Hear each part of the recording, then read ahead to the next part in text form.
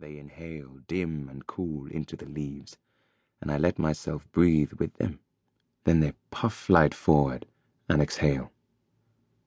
Warming my body, I'm about to let myself soak inside this completely when I'm captured by an idea.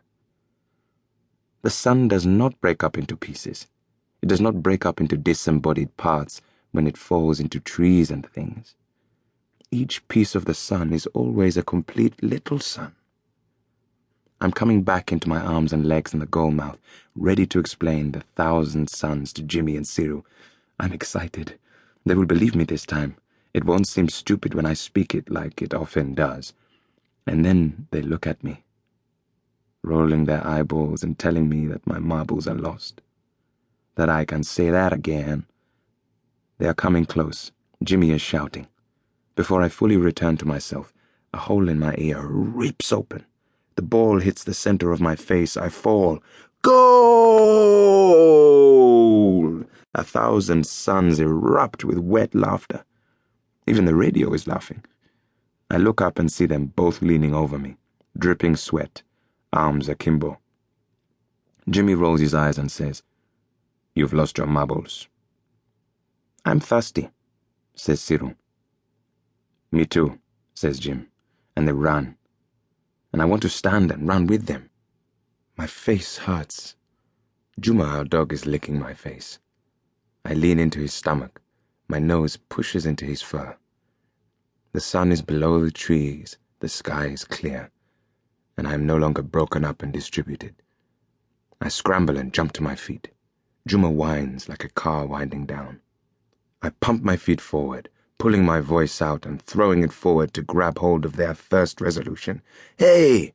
I shrill. "Even me, I'm thirsty." They don't hear me. They are headed away from the kitchen, and I follow them into the long clumps of uncut grass at the top of the garden, Juma at my heels.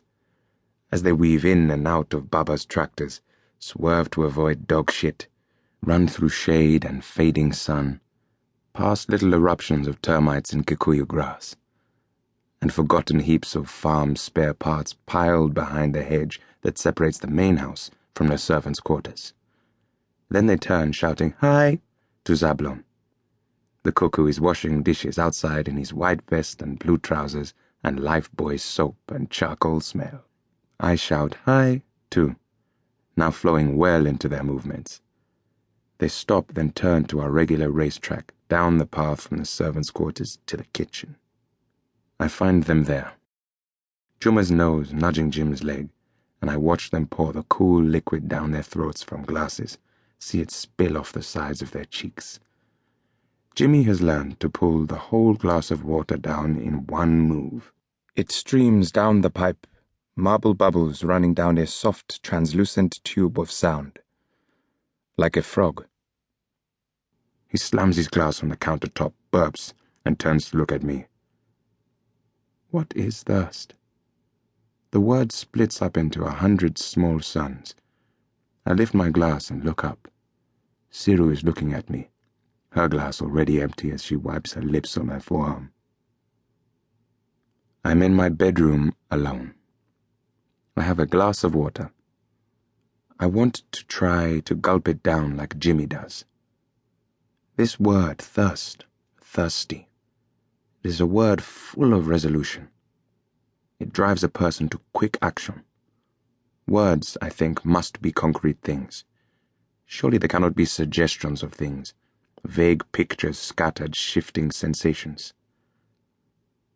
Sometimes we like to steal Baba's old golf balls and throw them into a fire. First they curl in a kind of ecstasy, like a cat being stroked. Then they arch, start to bubble and bounce. Then they shoot out of the fire like bullets, skinned and free. Below the skin are tight wraps of rubber band, and we can now unroll them and watch the balls getting smaller and smaller.